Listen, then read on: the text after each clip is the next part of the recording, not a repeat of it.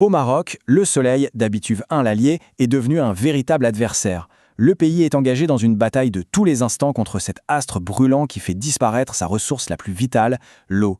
Mais au cœur de cette crise, une idée absolument géniale est en train de germer.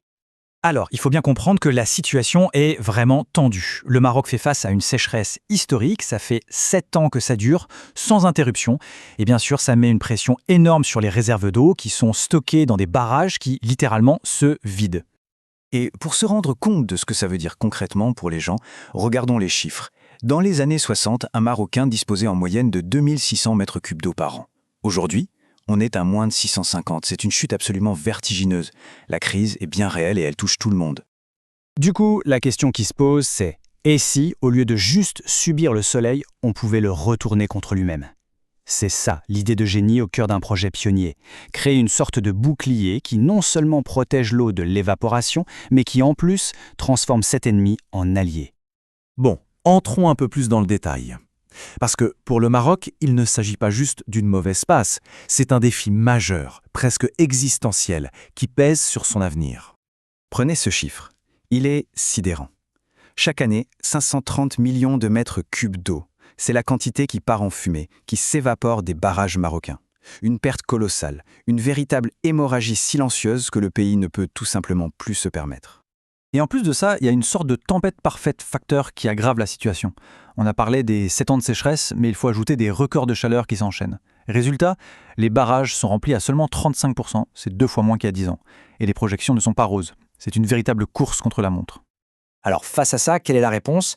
C'est là qu'intervient une solution technologique aussi surprenante qu'élégante.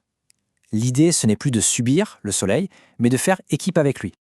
Et voilà le cœur du réacteur, si l'on peut dire. Une innovation 2 en 1. En couvrant la surface de l'eau, d'un côté, on la protège de l'évaporation. Et de l'autre, on profite de cet immense espace pour produire de l'énergie propre. C'est toute la beauté de la chose. On s'attaque à 2 problèmes majeurs en un seul coup. Le nom de cette technologie, c'est le photovoltaïque flottant, ou FPV. En fait, le concept est assez simple à visualiser. Au lieu de mettre des panneaux solaires au sol, on les installe sur une immense structure qui flotte sur l'eau. On transforme un problème, la surface d'eau qui s'évapore, en une opportunité. Ok, mais alors en pratique, comment ça se présente? Allons voir de plus près ce premier projet du genre au Maroc, celui du barrage Tangemed. Et attention, le projet est vraiment colossal. On parle de plus de 22 000 panneaux solaires qui flottent. Pour donner une idée, ça couvre une surface de 10 hectares, l'équivalent d'environ 15 terrains de football. L'investissement est de 13 millions de dollars, avec un double objectif, produire de l'électricité bien sûr, mais surtout réduire l'évaporation de plus de 40%. L'ingénierie derrière tout ça est assez fascinante. La structure n'est pas fixe, elle flotte et s'adapte en permanence au changement du niveau de l'eau. En plus, elle est conçue pour résister à des vents extrêmes, jusqu'à 200 km/h. Et pour couronner le tout, un GPS surveille la plateforme 24 heures sur 24. C'est vraiment de la haute technologie au service de l'eau.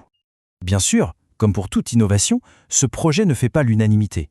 Il suscite pas mal de débats. C'est le moment de se pencher sur l'analyse critique, de voir ce que les experts en pensent avec les pour et les contre. Le débat est vraiment nuancé. D'un côté, il y a ceux qui parlent d'un gain significatif. Pour eux, ce projet s'inspire de réussite à l'international, il sécurise l'eau, il produit de l'énergie propre, bref, que du bon. Mais de l'autre côté, on entend une critique plus sévère, qui qualifie ça de pansement symbolique.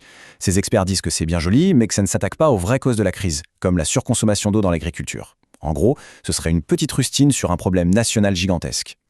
Et cette phrase d'Abdelaziz Jannati de la Coalition pour le climat et le développement résume parfaitement cette inquiétude. Le vrai risque, selon lui, c'est que ces solutions technologiques, aussi brillantes soient-elles, nous fassent oublier les réformes de fond, les changements structurels indispensables pour affronter ce qu'il appelle, à juste titre, une crise existentielle. Ce qui nous amène tout droit à la question finale. Ce projet, est-ce le début d'une vraie vision à long terme ou juste une solution de fortune, un coup d'éclat? Regardons un peu le potentiel futur de cette technologie. Sur le papier, le potentiel est immense. Le Maroc compte plus de 150 grands barrages où cette technologie pourrait être installée. D'ailleurs, des études sont déjà en cours pour d'autres sites. Mais, et c'est un mais absolument crucial, le succès de cette aventure ne reposera pas que sur la technologie. Il dépendra de la capacité à lier ces innovations à des réformes politiques profondes sur la gestion globale de l'eau. On se quitte donc sur cette question fondamentale. Ce bouclier solaire flottant, est-ce que c'est le premier acte d'une politique de l'eau entièrement repensée, une stratégie nationale intégrée, ou est-ce que ça restera une initiative brillante mais isolée, une prouesse technologique face à des problèmes structurels bien plus profonds?